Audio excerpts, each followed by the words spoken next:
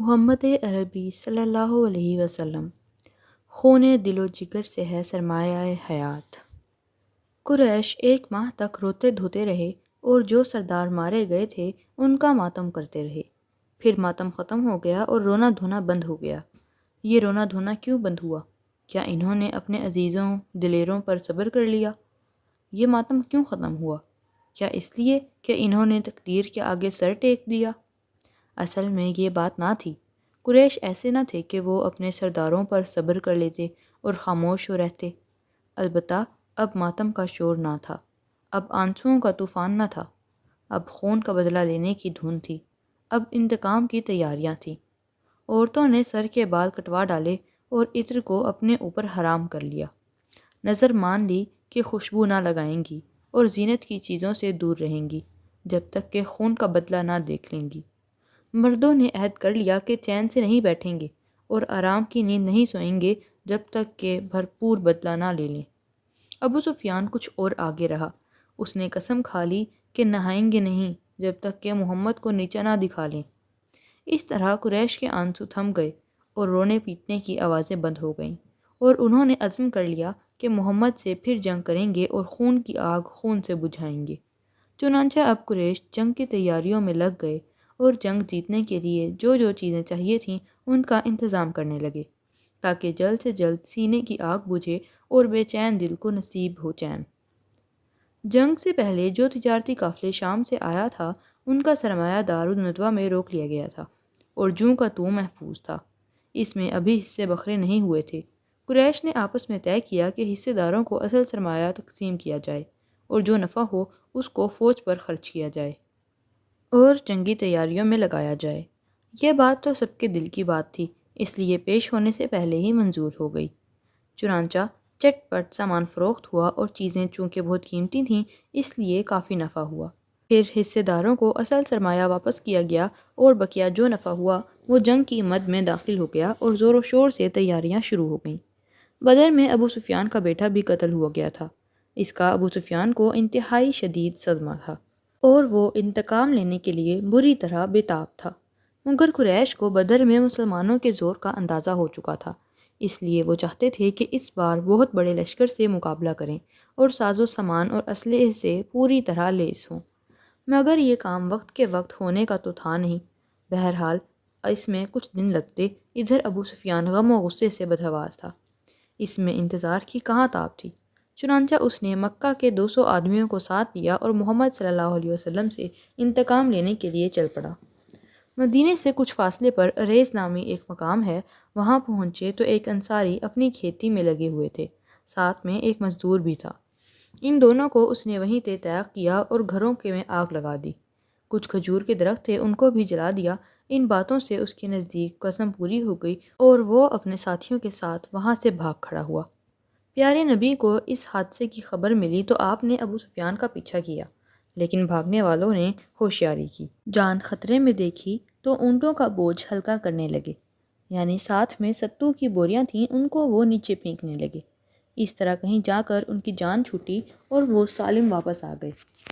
عرب میں ستو کو چونکہ سویق کہتے ہیں اس لیے واقعہ غزوہ سویق کے ہی نام سے مشہور ہوا اور ذی الحج 2 ہجری میں پیش آیا۔ مدینہ میں یہودیوں کا بھی ایک قبیلہ آباد تھا جو بنی قینقاع کے نام سے مشہور تھا، اور جہاں یہ آباد تھا وہیں اس کی تجارتی منڈی بھی تھی۔ سناری میں بھی اس قبیلے کی کافی شہرت تھی۔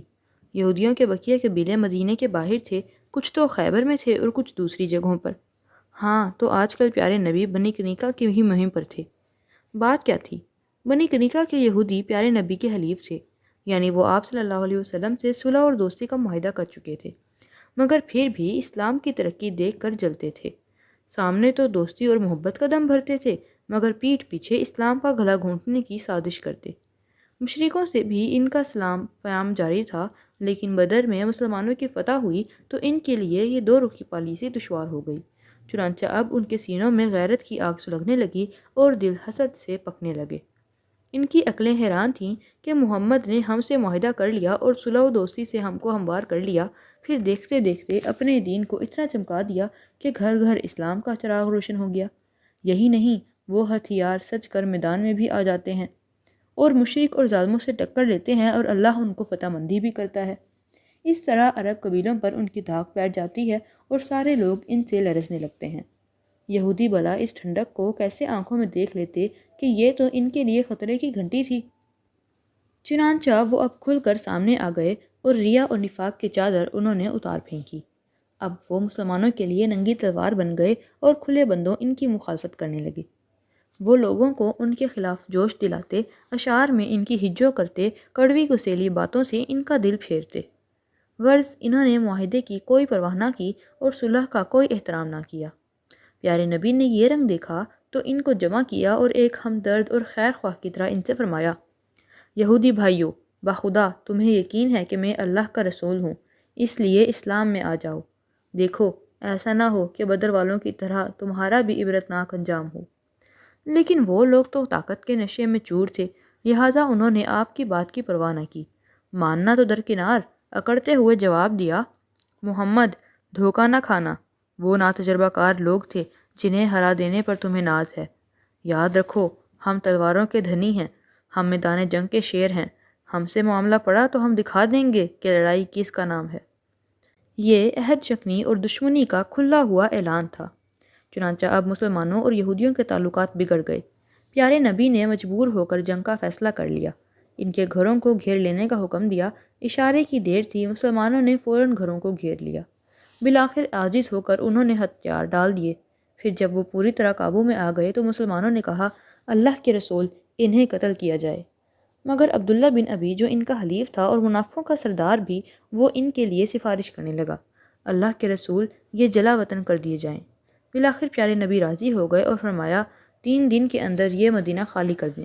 اس طرح یہ یہودی مدینے سے چلے گئے، ساتھ میں بال بچوں کو بھی لے گئے اور جتنا مال و اسباب لے جا سکتے تھے وہ بھی لے گئے اور شام کے علاقے میں اورات ایک مقام ہے وہاں جا کر بس گئے۔ یہ 700 آدمی تھے جن میں 3 سوزہ پوش بھی تھے۔ بنی کنیکا جلا وطن ہوئے تو اسلام کا بڑا فائدہ ہوا، کیونکہ اس سے لوگوں کے دلوں پر رعب چھا گیا۔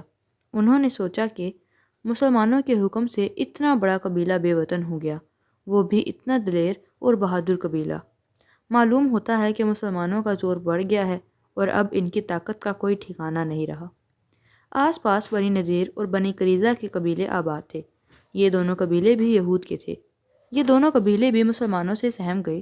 عرب کے دوسرے قبیلے بھی ڈر کر خاموش ہو رہے، اگرچہ کچھ قبیلوں نے یہ بھی سوچا کہ اگر یہی حال رہا تو کچھ دنوں میں یہ پورے عرب پر چھا جائیں گے، لہٰذا ان کے زور کا توڑ ہونا چاہیے اور کسی طرح ان کے رعب کا خاتمہ بھی ہو جانا چاہیے۔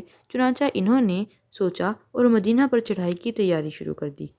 پیارے نبی کو خبر ہوئی تو آپ صلی اللہ علیہ وسلم بھی اس فتنے کو دبانے کے لیے آگے بڑھے، مگر ان قبیلوں نے سنا تو ان کے ہوش اڑ گئے اور جان بچانے کے لیے کچھ تو خطرناک ریگستانوں میں پھیل گئے اور کچھ نے پہاڑی دروں اور غاروں میں پناہ لی۔ چونکہ قریش کا معاشی دار و مدار زیادہ تر شام کی تجارت پر تھا اور اس تجارت کو بند کرنے میں ان کے لیے خطرہ ہی خطرہ تھا، لہٰذا اس کو تو بہرحال جاری رکھنا تھا، لیکن شام جائیں کدھر سے؟ مدینہ ہو کر جانے کی تو ہمت تھی نہیں کہ ادھر سے مسلمانوں کے چھاپا مارنے کا ڈر تھا۔ آخر کار مجبور ہو کر انہوں نے عراق کا راستہ اختیار کیا۔ یہ راستہ بہت لمبا تھا، دشواریاں بھی بے انتہا تھیں، پانی ملنا بھی ایک مسئلہ تھا، لیکن اس کے علاوہ چارہ بھی کیا تھا؟ مگر خدا کا کرنا کہ یہ تدبیر بھی چھپ نہ سکی، یعنی پیارے نبی اور آپ کے ساتھیوں کو اس کی خبر ہو گئی۔ چنانچہ آپ صلی اللہ علیہ وسلم نے زید بن حارثہ کو چھاپا مارنے کے لیے دوڑایا کہ اب جنگ کا زمانہ تھا اور دشمن کے نقصان سے بچنے کے لیے خود انہیں نقصان پہنچانا ضروری تھا۔ اس طرح حضرت زید 100 سواروں کا دستہ لے کر روانہ ہو گئے اور نجد میں ایک جگہ ہے قربہ، وہاں پر قافلے کو جا لیا۔ قافلے والے انہیں دیکھتے ہی سب کچھ چھوڑ چھاڑ کر بھاگ نکلے اور سارا سامان دستے کے ہاتھ لگا۔ چنانچہ ہنسی خوشی یہ لوگ مدینہ لوٹے۔ پیارے نبی نے بھی خدا کا شکر ادا کیا اور سارا سامان مسلمانوں میں تقسیم کر دیا۔ پیارے نبی مکہ سے آئے تو مسلسل جنگ و جہاد میں لگے رہے۔ اسلام کی ترقی کے لیے آپ صلی اللہ علیہ وسلم نے لڑائیاں بھی کیں اور جان و مال کی قربانیاں بھی دیں، اور بیچ میں اگر کبھی سکون ملا اور خطرات سے اطمینان ہوا تو یہ سکون و اطمینان کی گھڑیاں بھی خالص آرام و اطمینان میں نہ گزریں، بلکہ اس وقت ایک دوسری سرگرمی شروع ہو گئی اور وہ سرگرمی تھی باہمی محبت اور ہمدردی کو استوار کرنے اور تعلقات کی بہتری اور خوشگواری کو پائیدار بنانے کی صحیح و تدبیر۔ آپ صلی اللہ علیہ وسلم کے جو مختلف دوست تھے، جو ہر وقت کے ساتھی تھے اور جو ہوشیاری اور سمجھداری میں نمایاں تھے، ان سے آپ صلی اللہ علیہ وسلم تعلقات کو اور مضبوط کرتے، پیار اور دلجوئی سے ان کے دلوں کو اور موہتے، اور اس کے لیے آپ صلی اللہ علیہ وسلم نے بہت سی ترکیبیں کی۔ محبت پیدا کرنے کے لیے ایک مفید چیز رشتہ بھی ہے۔ آپ صلی اللہ علیہ وسلم نے اس کو بھی اپنایا اور ان سے اپنا رشتہ قائم کیا۔ آپ کے جو دو بڑے دوست تھے اور جو آپ کے دائیں بائیں بازو بھی تھے، ان کی بیٹیوں سے اپنا گھر بسا کر آپ صلی اللہ علیہ وسلم نے ان کی دلجوئی فرمائی۔ حضرت ابوبکر کی بیٹی حضرت عائشہ تھیں، ان سے مکہ ہی میں شادی ہو چکی تھی، لیکن ابھی وہ کم عمر تھیں، اس لیے اپنے ماں باپ کے ہی ساتھ تھیں۔ مدینے پہنچ کر وہ آپ صلی اللہ علیہ وسلم کے یہاں آ گئیں۔ حضرت عمر فاروق کی بیٹی حضرت حفصہ تھیں، ان سے بھی آپ صلی اللہ علیہ وسلم نے شادی فرمائی۔ پھر آپ نے ساتھیوں کو اپنی بھی بیٹیاں دیں اور اس طرح بھی ان کی دلجوئی فرمائی۔ آپ کی ایک چھوٹی بیٹی تھیں فاطمہ، ان کی شادی آپ نے حضرت علی سے کی، جو آپ کے وفادار یار تھے۔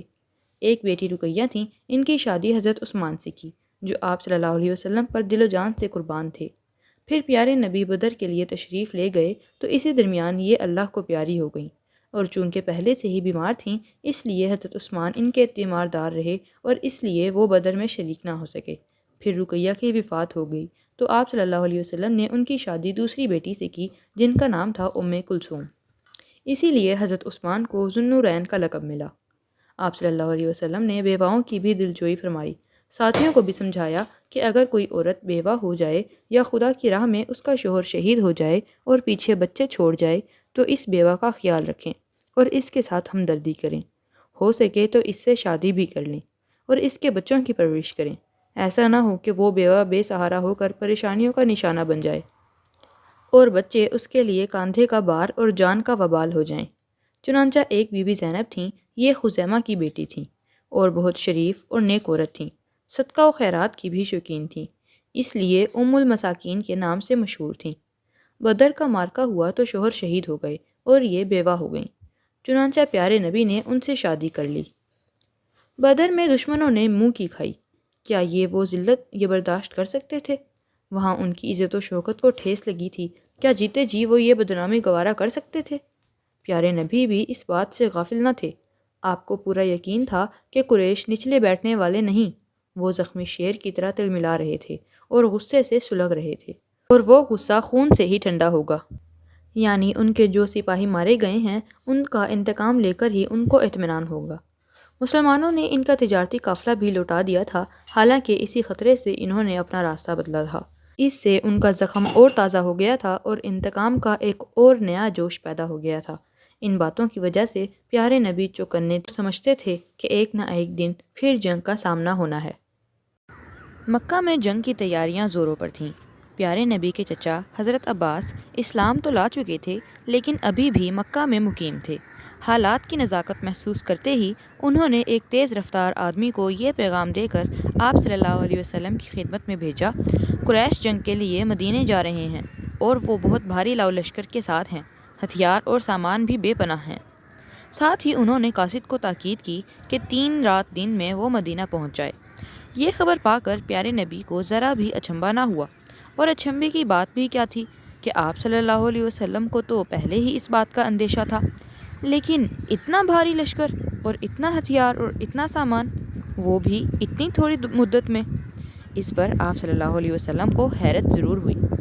ادھر قریشی لشکر کی تیاری دن رات جاری تھی، ہتھیار اور سامان بہت تیزی سے اکٹھے ہو رہے تھے اور بکثرت سپاہی بھرتی کیے جا رہے تھے۔ قریش نے اس کے لیے نہ جانے کتنے قبیلوں سے معاہدے کیے تھے اور نہ جانے کتنے قبائلیوں کو ابھارا تھا۔ عرب میں جوش دلانے کا سب سے بڑا ذریعہ جوشیلے شاعر تھے یا جوشیلے مقرر۔ قریش کے مقرر اور شاعر قبیلوں میں پھیل جاتے اور گرم گرم تقریریں کرتے یا جوشیلے اشعار سناتے اور اس طرح لوگوں کے دلوں کو گرماتے اور انہیں جنگ میں حصہ لینے پر ابھارتے۔ چنانچہ دیکھتے دیکھتے ایک بہت بھاری لشکر تیار ہو گیا اور ہتھیاروں اور سامانوں کا ڈھیر لگ گیا۔ بہت سی عورتیں ایسی بھی تھیں جن کے باپ بیٹے بدر میں مارے گئے تھے، اس لیے وہ تو غصے سے بے تاب تھیں ہی، اپنے مردوں کو بھی بے تاب کیے ہوئے تھیں۔ ان عورتوں میں ہند سب سے آگے تھی، یہ عتبہ کی بیٹی اور ابو سفیان کی بیوی تھی۔ بدر میں اس کا باپ، بھائی اور چچا تینوں مارے گئے تھے۔ سن کر اس کا کلیجہ کھولنے لگا اور اس نے قسم کھا لی کہ جب تک خون کا بدلہ نہ لے لے خوشبو نہ لگائے گی۔ کوچ کا وقت ہوا تو اس نے کچھ اور عورتوں کو تیار کیا اور لشکر کے ساتھ ہو لی۔ لوگوں نے بہت روکنا چاہا لیکن نہ مانی۔ توئیمہ بن عدی جو جبیر بن مطعم کا چچا تھا وہ بھی بدر میں مارا گیا تھا۔ اس کا جبیر کو سخت صدمہ تھا، چنانچہ اس کا ایک حبشی غلام تھا جس کا نام تھا وحشی۔ یہ چھوٹا نیزہ پھینک کر مارنے میں ماہر تھا کیونکہ یہی حبشہ والوں کا ہتھیار تھا۔ اس نے جبیر نے کہا، وحشی اگر میرے چچا کے بدلے میں محمد اور حمزہ یا علی کو مار دو تو تم آزاد ہو۔ پھر ہند نے بھی اس سے کہا، وحشی میرے عزیزوں کی ٹکر کے یا تو محمد ہیں یا پھر حمزہ اور علی، ان تینوں میں سے کسی ایک کو بھی مار دو تو بہت قیمتی انعام دوں گی۔ چنانچہ وحشی نے دونوں سے وعدہ کر لیا۔ پھر لشکر مدینہ کی طرف بڑھا۔ 3000 سپاہیوں کا دل باطل تھا جس کے ساتھ 200 گھوڑے اور 3000 اونٹ بھی تھے، اور ابو سفیان کا لشکر کمانڈر تھا۔ لشکر کے ساتھ 15 عورتیں بھی تھیں جو ایک خاص انداز سے دف بجاتیں اور مقتولین بدر کے دردناک مرثیے پڑھتیں، اور اس طرح وہ مردوں کو شکست پر غیرت دلاتیں اور ان کے جذبہ انتقام کو اور ابھارتیں۔ لشکر میں ابو عامر اوسی بھی شامل تھا۔ یہ قبیلے کا بہت معزز آدمی تھا اور اسلام کے نام سے ہی جلتا تھا۔ پیارے نبی نے ہجرت فرمائی تو مدینہ چھوڑ کر مکہ چلا آیا اور آپ صلی اللہ علیہ وسلم کے دشمنوں میں مل گیا۔ اس کے ساتھ اس کے ساتھی بھی مکہ چلے گئے۔ ہاں تو اس نے قریش کے لوگوں سے کہا، چلو اس بار تو خوب مزہ آئے گا۔ محمد کے مقابلے میں جہاں میں نکلا اوس کے سارے لوگ میرے گرد اکٹھا ہو جائیں گے اور محمد کے ساتھ ایک بھی نہیں رہے گا۔ چلتے چلتے جب لشکر ابوا پہنچ گیا جہاں پیارے نبی کی والدہ کی قبر ہے تو ہند نے لوگوں سے کہا، موقع اچھا ہے، محمد کی ماں کی قبر اکھاڑ ڈالو۔ ہم میں سے کوئی قید ہوا تو اس کے جسم کا ایک ایک ٹکڑا فدیہ میں دے دیں گے۔ لیکن کچھ لوگوں نے مخالفت کی کہ ایسا تو بھول کر بھی نہ کرنا، ورنہ بنی خزاعہ اور بنی بکر ہمارے مردوں کی ساری قبریں کھود کر رکھ دیں گے۔ لشکر آگے بڑھا اور چلتے چلتے عقیق پہنچ گیا۔ پھر یہاں پہنچ کر ٹھہر گیا۔ یہ ایک مشہور جگہ ہے جو مدینے سے 5 میل پر واقع ہے۔ اسی وقت بھتیجے کو چچا کا خط ملا۔ پیارے نبی اس وقت قباء میں تھے، ساتھ میں ابی بن کعب بھی تھے۔ انہی نے آپ صلی اللہ علیہ وسلم کو خط پڑھ کر سنایا۔ سن کر پیارے نبی نے فرمایا، اچھا دیکھو کسی اور سے اس کا ذکر نہ کرنا۔ پھر آپ صلی اللہ علیہ وسلم مدینہ تشریف لائے اور سعد بن ربیع کے گھر جا کر ان سے اس خط کا ذکر فرمایا۔ ابھی ہوشیار اور سمجھدار ساتھیوں سے مشورہ کرنا باقی تھا، اسی لیے کسی اور کو بتانے سے منع فرمایا، مگر پاس ہی چونکہ سعد کی بیوی تھی اس لیے اس نے یہ باتیں سن لیں اور اس طرح یہ خبر چھپ نہ سکی۔ ابھی ساتھیوں سے مشورہ بھی نہ کیا تھا کہ ہر طرف اس کا چرچا ہو گیا۔ ہجرت کا 3 سال اور شوال کی 5ویں تاریخ تھی۔ انس اور مونس 2 جانثاروں کو آپ صلی اللہ علیہ وسلم نے لشکر کی خبر لانے کے لیے بھیجا۔ انہوں نے آ کر اطلاع دی کہ قریش کا لشکر مدینہ کے بالکل قریب آ گیا اور کھیتوں کو ان کے اونٹوں اور گھوڑوں نے چڑھ لیا۔ مدینہ کی چرخگاہ عریض بھی صاف ہو گئی۔ پھر آپ صلی اللہ علیہ وسلم نے حباب بن منظر کو بھیجا کہ فوج کی تعداد کی خبر لائیں اور ساز و سامان کا بھی اندازہ لگائیں۔ چنانچہ انہوں نے جا کر ساز و سامان اور تعداد کا اندازہ لگایا، پھر آ کر آپ صلی اللہ علیہ وسلم کو ساری صورتحال بتا دی۔ مدینہ کی یہ رات بڑی خوف اور گھبراہٹ کی رات تھی کہ انہیں ایک دل جلے اور ظالم دشمن سے پالا پڑا تھا جس کی طاقت بھی بے پناہ تھی۔ شہر پر ہر آن خطرہ تھا، اس لیے کچھ بہادر جانبازوں نے جنگی لباس تبدیل کیے اور رات بھر مدینہ کی سرحدوں پر پہرا دیتے رہے۔ سعد بن معاذ نے بھی ہتھیار سجائے اور تمام رات مسجد نبوی کے دروازے پر ٹہلتے رہے۔ خدا خدا کر کے صبح ہوئی، جمعہ کا دن تھا، لوگ پیارے نبی کی خدمت میں حاضر ہوئے۔ آپ صلی اللہ علیہ وسلم نے فرمایا، میرا خیال ہے کہ ہم مدینہ ہی میں ٹھہریں اور دشمن سے کوئی چھیڑ چھاڑ نہ کریں۔ اب اگر وہ وہیں پڑے رہے تو خود پچھتائیں گے، اور ہم پر چڑھائی کی تو ہم شہر میں ہی رہ کر ان کا مقابلہ کریں گے اور گھیر گھیر کر انہیں ڈھیر کر دیں گے، کیونکہ مدینہ کی گلیوں اور پگڈنڈیوں سے وہ ہماری طرح واقف نہیں۔ کہو تم لوگوں کی کیا رائے ہے؟ جتنے بڑے اور سمجھدار لوگ تھے سب نے آپ صلی اللہ علیہ وسلم کی رائے سے اتفاق کیا اور خوش ہو کر اس کا خیر مقدم کیا۔ عبداللہ بن ابی اٹھا اور اس نے بھی پرزور تائید کی۔ اس نے کہا، اللہ کے رسول، آپ کی رائے بہت بہتر ہے، مدینہ ہی میں رہیے، باہر نہ نکلیے۔ بخدا ہمارا تو بار بار کا تجربہ ہے، جب کبھی ہم نے شہر سے باہر نکل کر دشمن کا مقابلہ کیا تو ذلت اٹھائی، اور کسی دشمن نے شہر پر حملہ کیا تو اس کی بری گت بنائی۔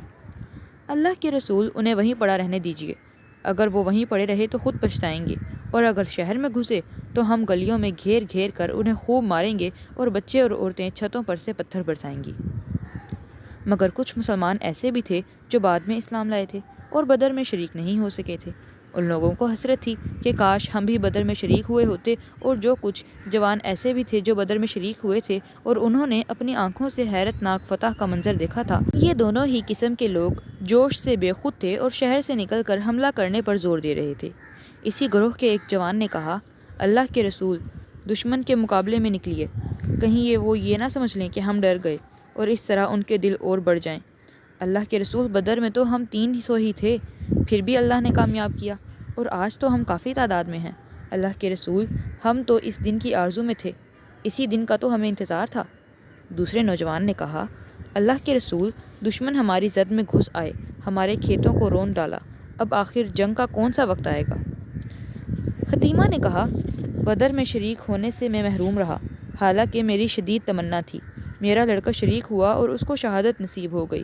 کل رات میں نے اسے خواب میں دیکھا کہ وہ کہہ رہا تھا، ابا آپ بھی چلے آئیے، جنت میں ہمارا ساتھ رہے گا۔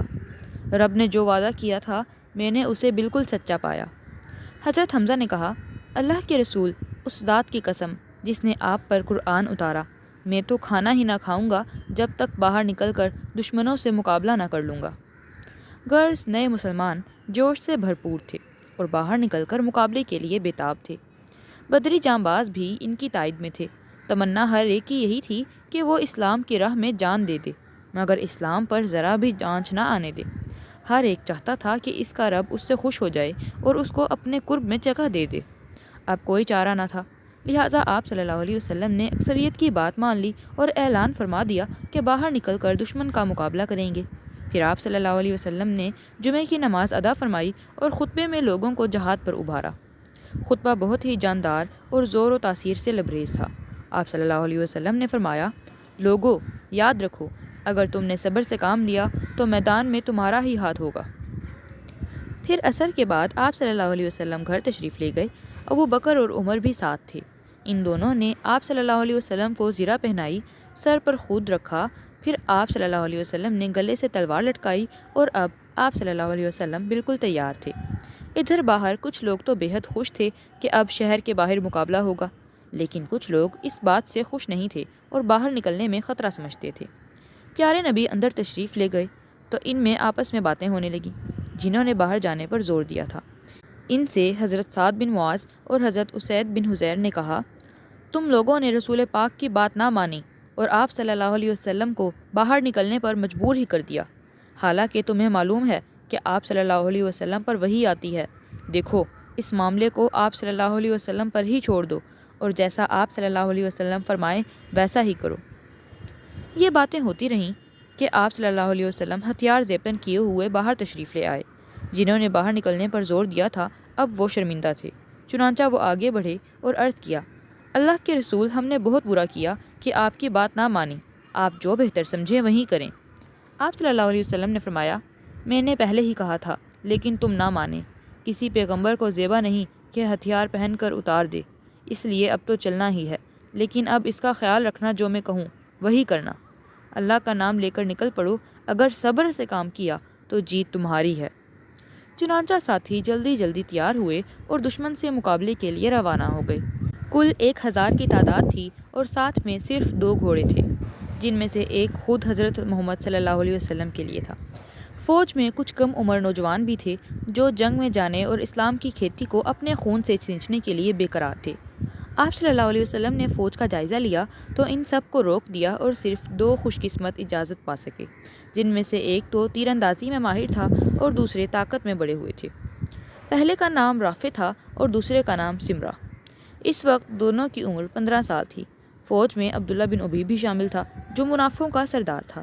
ساتھ میں اس کے 300 ساتھی بھی تھے۔ کچھ دور تک تو وہ ساتھ چلا، پھر اپنے ساتھیوں کو لے کر الگ ہو گیا اور مدینہ کی طرف لوٹ پڑا۔ حضرت عبداللہ بن عمر بن حرام نے اس کو لاکھ سمجھایا، پیارے نبی کا معاہدہ بھی یاد دلایا، لیکن وہ نہ مانا، الٹا تن کر بولا، محمد نے ہماری بات نہ مانی اور ان لونڈوں کی بات مان لی۔ اب حضرت عبداللہ بن عمر نے اس کے ساتھیوں کو سمجھانا چاہا، چنانچہ بڑی دردمندی سے کہا، بھائیو، اللہ کا واسطہ دے کر تم سے کہتا ہوں، اس وقت جب کہ دشمن کا سامنا ہے، اپنی قوم اور اپنے نبی کا ساتھ نہ چھوڑو۔ لیکن وہ یہ کہتے ہوئے چل دیے کہ اگر ہمیں یقین ہوتا کہ دشمن سے مٹ بھیڑ ہو کر رہے گی تو ہم تمہارا ساتھ کبھی نہ چھوڑتے، لیکن ہمارا خیال ہے کہ اس کی نوبت نہیں آئے گی۔ بالآخر رسول خدا بقیہ فوج لے کر آگے بڑھے۔ اب صرف 700 مسلمان تھے جن کا 3000 دشمنوں سے پالا پڑا تھا۔ دشمن بھی ایسے کہ اکثر دل جلے تھے اور خون کا بدلہ لینے آئے تھے۔ احد کے پاس دونوں فوجیں آمنے سامنے ہوئیں۔ ایک طرف خدا کے مخلص اور وفادار بندے تھے اور دوسری طرف خدا کے باغی اور نافرمان دشمن۔ اب دونوں فوجیں مقابلے کی تیاری کرنے لگیں۔ پیارے نبی نے احد کو پشت پر رکھ کر صف بندی کی۔ علم حضرت مصعب بن عمیر کو عنایت فرمایا۔ پہاڑ میں ایک گھاٹی تھی، ڈر تھا کہ دشمن پیچھے سے آ کر حملہ نہ کر دیں، اس لیے 50 تیر اندازوں کو وہاں بھی متعین کر دیا اور فرمایا، تم لوگ ہماری پشت کی حفاظت کرنا، ایسا نہ ہو کہ ہم پیچھے سے دھر لیے جائیں۔ دیکھو اپنی جگہ پر جمے رہنا، وہاں سے ہٹنا نہیں۔ اگر ہم جیت جائیں اور ان کی فوج میں گھس جائیں تب بھی تم اپنی جگہ نہ چھوڑنا، اور ہم قتل ہونے لگیں تو مدد کے لیے بھی نہ آنا، البتہ ان پر تیروں کی بوچھاڑ شروع کر دینا، کیونکہ گھوڑے تیروں سے ڈرتے ہیں۔ قریش نے بھی نہایت سلیقے سے صف بندی کی۔ میمنہ پر خالد بن ولید کو مقرر کیا اور میسرہ کا امیر اکرمہ کو بنایا۔ علم خاندان عبدالدار کے ہاتھ میں تھا اور ابو سفیان کمانڈر تھا۔ ابو سفیان نے علم برداروں کو جوش دلاتے ہوئے کہا، جھنڈے ہی پر ہار جیت کا فیصلہ ہوتا ہے، اس کا حق ادا کرو ورنہ اسے چھوڑ کر کنارے ہو جاؤ۔ یہ سننا تھا کہ عبدالدار کے جوانوں کو جوش آ گیا اور وہ غیرت سے بےتاب ہو گئے، چنانچہ سینہ تار کر بولے، مقابلہ تو ہونے دو، اس وقت تم ہمارے کرتب دیکھنا۔ عورتوں کے جوش کا بھی عجیب عالم تھا۔ ہند ان میں سب سے آگے تھی۔ یہ عورتیں صفوں کے درمیان گھومتیں اور مردوں کو جوش دلاتیں، ان میں غیرت کی آگ بھڑکاتیں اور دف بجا بجا کر کہتیں، عبدالدار کے جوانوں آگے بڑھو، وطن کے پاسبانوں آگے بڑھو اور بے تکان تلواریں چلاؤ۔ پھر یہ اشعار پڑھتیں، ہم آسمان کے تاروں کی بیٹیاں ہیں، ہم قالینوں پر چلنے والیاں ہیں، اگر تم بڑھ کر لڑو گے تو ہم تم سے گلے ملیں گی اور پیچھے قدم ہٹایا تو ہم تم سے الگ ہو جائیں گی، بالکل دشمن کی طرح تم سے کٹ جائیں گی۔ ہند جب وحشی کے پاس پہنچتی تو اس کو اپنا وعدہ یاد دلاتی اور جوش دلاتے ہوئے کہتی، ابو دسمہ، میرا کلیجہ ٹھنڈا کرو، خود بھی راحت پاؤ۔ پھر ابو عامر اوسی صف سے نکل کر میدان میں آیا، 150 ساتھی بھی ساتھ تھے۔ اس کا خیال تھا کہ انصار اسے دیکھیں گے تو آپ صلی اللہ علیہ وسلم کا ساتھ چھوڑ دیں گے، چنانچہ اس نے پرزور پکارا، اے لوگو، میں ابو عامر ہوں۔ مگر مسلمانوں نے نہایت سختی سے جواب دیا، او بدکار، خدا تیرا منہ کالا کرے۔ یہ سن کر ابو عامر نے کہا، میرے بعد میری قوم بگڑ گئی۔ پھر کچھ دیر تک دونوں طرف سے پتھر چلتے رہے۔ آخر ابو عامر اور اس کے ساتھیوں نے پیٹھ دکھا دی۔ پھر ابو سفیان پکارا، اوس و خزرج کے لوگوں، تم بیچ سے ہٹ جاؤ اور ہمیں اپنے بھائیوں سے مقابلہ کرنے دو، ہم تم سے کچھ نہیں بولیں گے۔ اوس و خزرج نے سنا تو ابو سفیان کو برا بھلا کہا اور بری طرح پھٹکار دیا۔ اب پیارے نبی نے عام حملے کی اجازت دے دی، کچھ ساتھیوں کو میمنہ کی طرف بھیج دیا اور کچھ کو میسرہ کی طرف، اور لڑاکا دستے کو دشمن فوج کے قلب میں گھسنے کا حکم دیا۔ شیر اسلام حضرت حمزہ آگے بڑھے اور نہایت گرجدار آواز کے ساتھ نعرہ لگایا، جو حقیقت میں آج سارے مسلمانوں کا نعرہ تھا، مارو، خوب مارو۔ پھر حضرت علی دشمن کے قلب میں گھسے اور فوج کا جھنڈا طلحہ کے ہاتھ میں تھا، اس لیے وہ مقابلے کے لیے سامنے آیا۔ حضرت علی تلوار لے کر بجلی کی طرح جھپٹے اور پوری قوت سے اس پر وار کیا، چنانچہ اب وہ زمین پر پڑا تھا۔ اس کے گرتے ہی جھنڈا بڑھ کر اس کے بھائی عثمان نے تھام لیا۔ اب حضرت حمزہ نے بڑھ کر اس پر حملہ کیا اور جس ہاتھ میں جھنڈا تھا وہ ہاتھ کٹ کر نیچے گر گیا۔ عثمان نے فوراً جھنڈا دوسرے ہاتھ میں لے لیا۔ حضرت حمزہ نے دوسرا ہاتھ پر وار کیا تھا، وہ ہاتھ بھی کٹ کر الگ ہو گیا۔ اب جھنڈا ابو سعید نے لے لیا، یہ ان دونوں کا بھائی تھا۔ حضرت سعد بن ابی وقاص نے اس پر تیر کا نشانہ لگایا، تیر اس کے حلق میں لگا اور وہ وہیں پر ڈھیر ہو گیا۔ اس طرح جھنڈا طلحہ اور اس کے بھائیوں کے ہاتھوں سے گھومتا رہا، پھر اس کے دونوں بیٹوں مصافح اور طلحہ کے ہاتھوں میں آ گیا۔ حضرت عاصم بن افلاح نے تاک کر ان دونوں پر نشانہ لگایا اور وہ دونوں وہیں تڑپنے لگے۔ قریشی عورتوں میں ان دونوں کی ماں سلافہ بھی موجود تھی۔ وہ فوراً جھپٹ کر وہاں پہنچی، ایک ایک کر کے ان دونوں کو اٹھایا اور اپنی گود میں لٹا لیا۔ اس وقت دونوں آخری سانس لے رہے تھے۔ سلافہ نے بڑی بےتابی سے پوچھا، میرے جگر کے ٹکڑوں، تمہیں کس نے مارا؟ دم توڑتے ہوئے بیٹوں نے جواب دیا، جس وقت ہم کو تیر لگا ہمارے کانوں میں یہ آواز آئی، یہ لو، اور میں ابو الفلاح کا بیٹا ہوں۔ سلافہ نے یہ سنا تو اسی وقت اس نے نظر مانی کہ اگر ابو الفلاح کا سر مل گیا تو اسی میں شراب پیوں گی، اور جو سر کاٹ کر لائے گا اسے 100 اونٹ انعام دوں گی۔ پیارے نبی نے ہاتھ میں تلوار لے کر فرمایا، اس کا حق کون ادا کرے گا؟ بھلا یہ چوکنے کا موقع کب تھا؟ چنانچہ اس شرف کے لیے بہت سے ہاتھ بڑھے۔ حضرت ابو دجانہ بھی آگے بڑھے، یہ عرب کے بہت نامی پہلوان تھے۔ عرض کیا، اللہ کے رسول، اس کا کیا حق ہے؟ آپ صلی اللہ علیہ وسلم نے فرمایا، جب تک دھار نہ مڑ جائے اسے دشمن پر چلاتے رہو۔ حضرت ابو دجانہ نے وہ تلوار ہاتھ میں لے لی۔ تھے بہت ہی بہادر اور باہمت آدمی۔ ان کا ایک لال رومال تھا، جنگ کرنا چاہتے تو اسے سر پر باندھ لیتے، اس طرح لوگ دیکھتے ہی سمجھ جاتے کہ ابو دجانہ اب جنگ کریں گے۔ چنانچہ انہوں نے وہ موت کا رومال نکال کر اپنے سر پر باندھ لیا اور شان سے اکڑتے تنتے ہوئے فوج سے باہر آئے۔ یہ آج کی کوئی نئی بات نہ تھی، جنگ کے وقت ابو دجانہ ہمیشہ اسی طرح چلتے تھے۔ پیارے نبی نے دیکھا تو فرمایا، یہ چال خدا کو سخت ناپسند ہے، لیکن اس وقت پسند ہے۔ حضرت ابو دجانہ تلوار لے کر فوجوں کے دل میں گھس گئے۔ سر پر موت کا علم تھا، جس مشرک کے پاس سے گزرتے اس کا سر قلم کر دیتے، جو بھی دشمن سامنے آتا اس کو وہیں ڈھیر کر دیتے، اور جس طرف رخ کرتے صفوں کی صفیں صاف کر دیتے۔ اسی طرح وہ تیزی کے ساتھ بڑھتے رہے۔ کوئی لوگوں کو جوش دلا رہا تھا، ان کے جذبات کو بھڑکا رہا تھا، فوراً تلوار اٹھائی کہ اس کا کام تمام کر دیں، مگر اسی وقت وہ زور سے چیخا۔ دیکھا تو وہ عتبہ کی بیٹی ہند تھی۔ حضرت ابو دجانہ نے فوراً تلوار روک لی کہ ایک عورت کو مارنا اس تلوار کی توہین تھی۔ جنگ پورے زور پر تھی، مسلمان بہت جوش سے بے خود تھے، اور ہر طرف سے وہ دشمن کو دبا رہے تھے۔ فوجیں چیرتے ہوئے بڑھ رہے تھے اور لاشوں پر لاشیں گرا رہے تھے۔ تیر انداز تیروں کی بوچھاڑ کر رہے تھے اور دشمن کے سینے چھلنی ہو رہے تھے۔ حضرت حمزہ کی بہادری کا عجیب منظر تھا۔ دونوں ہاتھوں میں تلوار تھی اور وہ صفوں کی صفیں الٹتے جا رہے تھے، لیکن وحشی کی آنکھیں گھات میں تھیں اور وہ حملے کے لیے موقع کی تلاش میں تھا تاکہ یہ اس کی آزادی کی قیمت بن جائے۔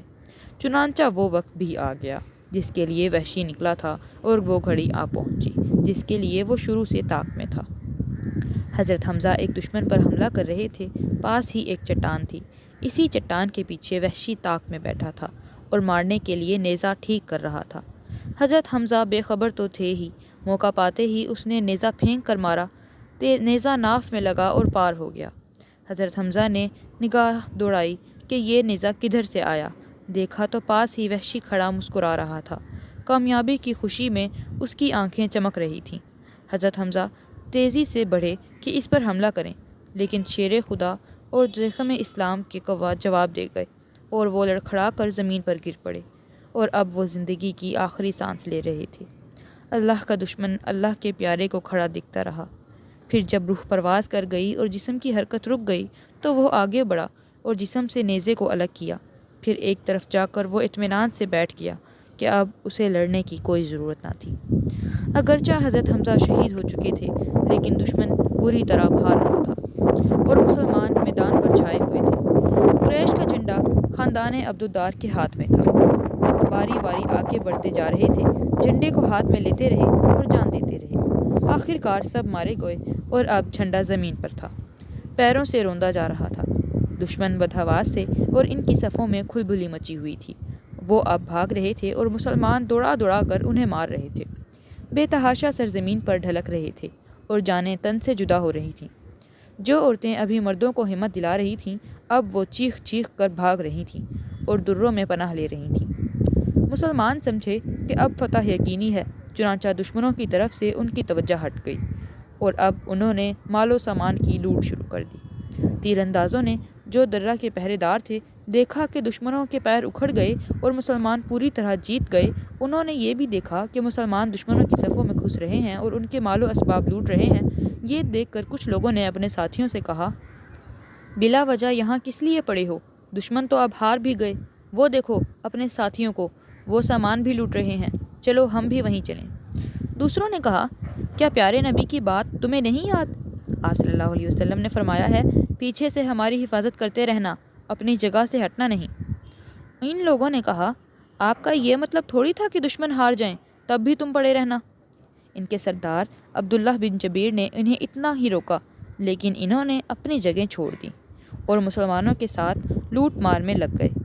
صرف چند مسلمان تھے جنہوں نے پیارے نبی کی بات یاد رکھی، اپنے سردار کا کہا مانا اور اپنی جگہوں پر صبر کے ساتھ جمے رہے۔ اتفاق سے خالد بن ولید کی نظر ادھر پڑ گئی، دیکھا تو درہ بالکل خالی تھا، صرف چند تیر انداز وہاں موجود تھے۔ اب کیا تھا؟ اس نے فوراً سواروں کا دستہ ساتھ لیا اور نہایت بے دردی سے حملہ کیا۔ اتنے میں میسرہ کا سردار اکرمہ بھی آ پہنچا۔ حضرت عبداللہ بن جبیر اور ان کے ساتھیوں نے جم کر مقابلہ کیا، لیکن شہید کر دیے گئے۔ اب راستہ صاف تھا، چنانچہ سواروں کا دستہ آگے بڑھا اور جہاں مسلمان لوٹ مار کرنے میں مصروف تھے اور مشرک سب کچھ چھوڑ بھاگ رہے تھے، وہاں پہنچتے ہی انہوں نے زور سے نعرہ لگایا، عزا کی جے، حبل کی جے! اور اب مسلمانوں کے سروں پر تلواریں برسنے لگیں۔ مسلمان تو اطمینان سے لوٹنے میں مصروف تھے، اچانک یہ آفت دیکھی تو وہ بوکھلا کر رہ گئے اور ان کے ہوش حواس اڑ گئے۔ چنانچہ سب کچھ چھوڑ چھاڑ کر انہوں نے تلواریں سنبھالیں اور پھر لڑنے لگے، لیکن اب بات بگڑ چکی تھی۔ ہارا ہوا دشمن پھر تازہ دم ہو چکا تھا، ان پر بے تحاشا حملے کر رہا تھا۔ مسلمان بدحواسی کے عالم میں تھے، یہاں تک کہ دوست دشمن کی بھی تمیز اڑ چکی تھی اور مسلمان کو مار رہے تھے۔ خوف کا یہ حال تھا کہ انہیں اپنا خاص نشان بھی نہ یاد رہا جس سے وہ اپنے بھائیوں کو پہچان لیتے۔ جنگ اب پھر زوروں میں ہو رہی تھی، لیکن اس بار مسلمانوں کی طرف زیادہ دباؤ تھا اور لڑائی کا پلہ دشمن کی طرف بھاری تھا کہ یکایک ایک کافر نے چیخ کر پکارا، محمد مارے گئے! یہ بات بجلی کی طرح ہر طرف پھیل گئی اور اس نے سب پر جادو کا اثر کیا۔ مسلمانوں نے سنا تو ان پر بدحواسی چھا گئی، بہتوں کے دل اکھڑ گئے اور اکثر کے حوصلے پست ہو گئے، مگر دشمنوں نے سنا تو ان میں تو اور جان آ گئی۔ اگرچہ مسلمانوں میں عام مایوسی اور بددلی پھیل چکی تھی اور بڑے بڑے دلیروں کے ہاتھ پاؤں پھول چکے تھے، حتیٰ کہ کچھ تو ہتھیار پھینک چکے تھے اور کچھ لوگوں نے دوسروں کو بھی یہی مشورہ دیا۔ لیکن کچھ نوجوان ایسے بھی تھے جن کے حوصلے ابھی بلند تھے اور جو ایمانی جوش میں ڈوبے ہوئے تھے، چنانچہ وہ پوری جانبازی سے لڑتے رہے اور جو ہمت ہار چکے تھے انہیں ابارتے بھی رہے۔ کچھ لوگ تو کہتے، اگر پیارے نبی شہید ہو گئے تو اب زندہ رہ کر کیا کرو گے؟ لڑو، اور جس کے لیے آپ صلی اللہ علیہ وسلم نے جان دی، اسی کے لیے تم بھی مر مٹو۔ اور کچھ لوگ کہتے، رسول خدا نے تو اپنی ذمہ داری پوری کر دی اور رب کا جو پیغام تھا اسے آپ صلی اللہ علیہ وسلم نے پہنچا دیا، اب تم اس دین کی حفاظت کرو اور اس کے لیے جنگ کرو، اللہ تو زندہ ہے، اس کے لیے تو جنگ لڑو، اس کے لیے تو کبھی موت نہیں۔ مسلمانوں کی صفوں میں بے ترتیبی ہو چکی تھی اور جو جہاں تھا وہیں گھر کر رہ گیا۔ ادھر دشمنوں کا سارا زور حضرت محمد صلی اللہ علیہ وسلم کی طرف تھا۔ راستہ چونکہ بالکل صاف تھا، اسی لیے دشمنوں کے ایک جھنڈ نے رسول پاک صلی اللہ علیہ وسلم کو گھیر لیا اور آپ صلی اللہ علیہ وسلم کی جان لے لینے کا فیصلہ کر لیا۔ چنانچہ بے دردی سے وہ آپ صلی اللہ علیہ وسلم پر پتھر برسانے لگے اور بے تحاشا تیروں کی بوچھاڑ کرنے لگے۔ پیارے نبی بھی مقابلے میں تیر چلا رہے تھے۔ ارد گرد چند جانثار بھی تھے جو آپ صلی اللہ علیہ وسلم کو اپنی اوٹ میں لیے ہوئے تھے اور اپنے ہاتھوں اور پیٹھوں پر تیر تلوار برداشت کر رہے تھے۔ کچھ جانثار مقابلے میں مصروف تھے اور بے تکان تیر برسا رہے تھے۔ حضرت سعد بن ابی وقاص ماہر تیر انداز تھے، اس وقت وہ بھی موجود تھے۔ وہ لگاتار تیر برسا رہے تھے۔ پیارے نبی انہیں خود تیر اٹھا کر دیتے اور فرماتے، تم پر میرے ماں باپ قربان، تیر مارتے جاؤ۔ حضرت ابو طلحہ بھی مشہور تیر انداز تھے، وہ بھی وہاں حاضر تھے۔ انہوں نے اس قدر تیر برسائے کہ 2-3 کمانیں ہاتھ میں ٹوٹ کر رہ گئیں۔ حضرت ابو دجانہ جھک کر ڈھال بن گئے تھے اور اب جو تیر آتے ان کی پیٹھ پر آتے۔ حضرت طلحہ بھی ہاتھ پر تلواریں روک رہے تھے، چنانچہ ان کا ایک ہاتھ کٹ کر الگ بھی ہو گیا تھا۔ اسی حال میں ایک بدبخت دائرے کو توڑ کر آگے بڑھا اور چہرے مبارک پر تلوار کا وار کیا۔ وار اتنا سخت تھا کہ خود کی 2 کڑیاں چہرے مبارک میں چپھ کر رہ گئیں۔ ایک اور دشمن نے دور سے پتھر پھینکا، وہ پتھر آ کر چہرے مبارک پر لگا، چنانچہ آگے کے 2 دانت شہید ہو گئے اور مبارک ہونٹ لہو لہان ہو گئے۔ ایک طرف ظالموں کا یہ سلوک تھا اور دوسری طرف رحمت عالم کی زبان پر یہ الفاظ تھے، رب اغفر لقومی فإنہم لا یعلمون، خدایا میری قوم کو معاف کر، وہ جانتے نہیں۔ ادھر تو پیارے نبی کا یہ حال تھا، ادھر مسلمان مایوس تھے کہ آپ صلی اللہ علیہ وسلم شہید ہو گئے اور دشمن خوشیاں منا رہے تھے کہ ان کا برسوں کا ارمان پورا ہوا۔ بات اصل میں یہ ہوئی کہ حضرت مصعب بن عمیر شہید ہو گئے اور जिस दुश्मन ने उन्हें शहीद किया था उसका नाम इब्न कमिया था। हज़रत मसब शक्ल व सूरत में चूँकि प्यारे नबी के मुशाबे थे, इस इब्न कमिया ने समझा कि ये मोहम्मद ही हैं। अब क्या था, हर तरफ गुल मच गया। जो जानिसार आप सल्लल्लाहु अलैहि वसल्लम के पास मौजूद थे उन्होंने चाहा कि इसकी तरदीद कर दें, मगर प्यारे नबी ने मना फरमा दिया और वो लोग खामोश रहे। दुश्मन को पूरा यकीन था कि मोहम्मद सचमुच मारे गए। चुनांचा कुरैश के आदमी हर तरफ फैल गए और लाशों में आप सल्लल्लाहु अलैहि वसल्लम को ढूंढने लगे। हर एक की तमन्ना थी कि वो पहले पा जाए और आप सल्लल्लाहु अलैहि वसल्लम की टिक्का बोटी करके अपना कलेजा ठंडा करे। ढूंढने वालों में अबू सुफियान भी था। वो बेताबी के साथ दौड़ दौड़ कर लाशों को देखता और हैरत से कहता, मोहम्मद की लाश तो दिखाई नहीं दे रही। अबू सुफियान लाशों में आप सल्लल्लाहु अलैहि वसल्लम को ढूंढ ही रहा था कि हज़रत हमज़ा की लाश पर नज़र पड़ी। देखते ही वो गुस्से से खोल पड़ा। चुनांचा अब उस बेरहम का खूनी नेज़ा था और हज़रत हमज़ा का पाक जिस्म।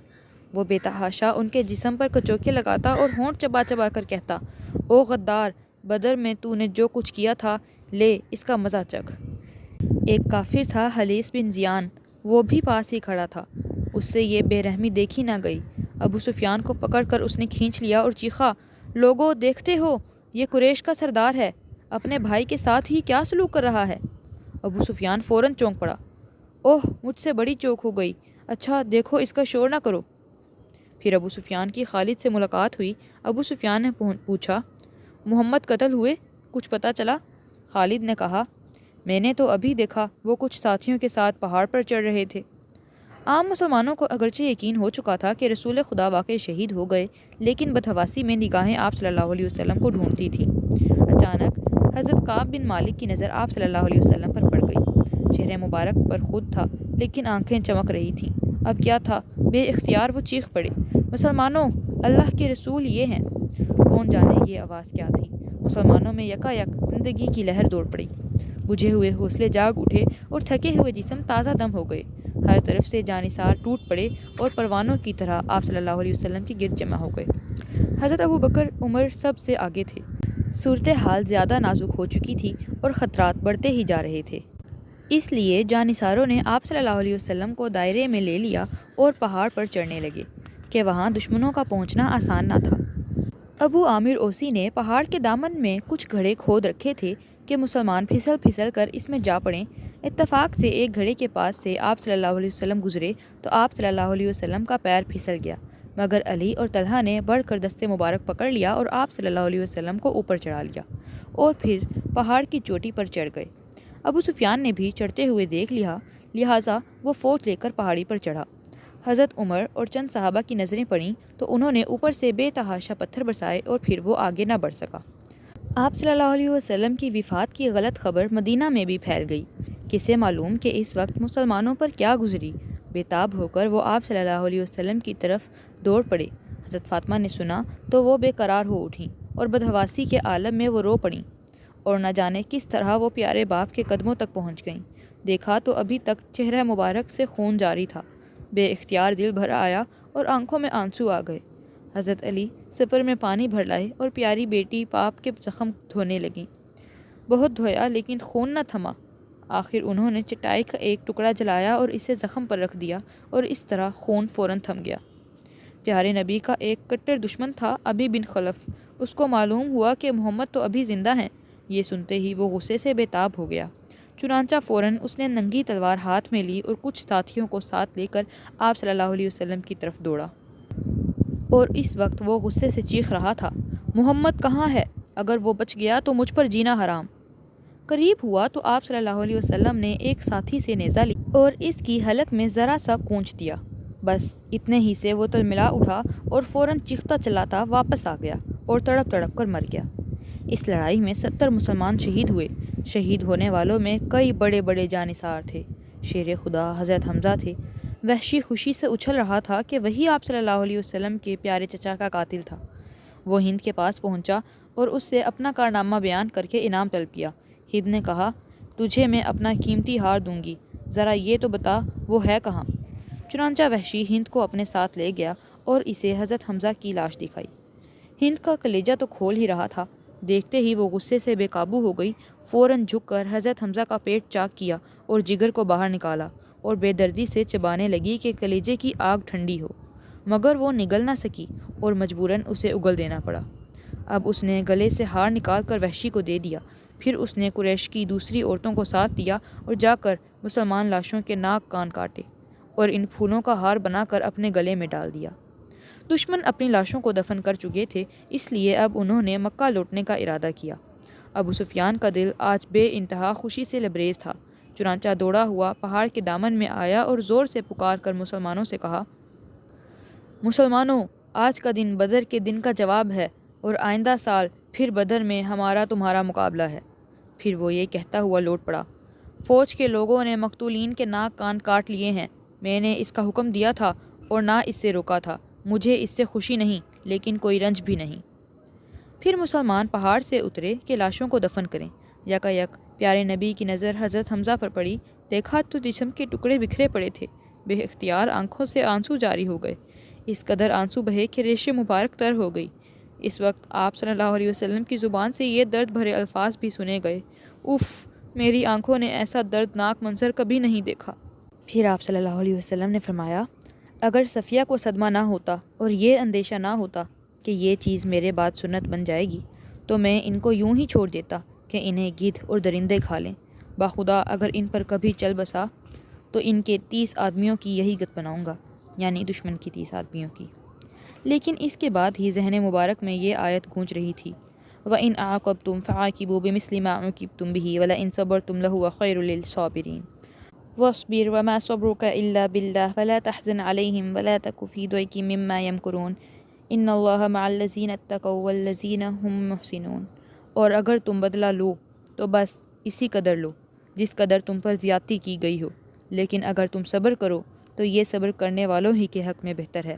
اور اے محمد، صبر کرو اور تمہارا یہ صبر اللہ ہی کے سہارے ہوگا، اور ان لوگوں کی حرکتوں پر رنج نہ کرو اور نہ ان کی چال بازیوں پر تنگ دل ہو، بے شک اللہ ان کے ساتھ ہے جو اللہ کے نافرمانی سے بچتے اور اس کی ناخوشی سے ڈرتے ہیں اور جو نیک کردار ہوتے ہیں۔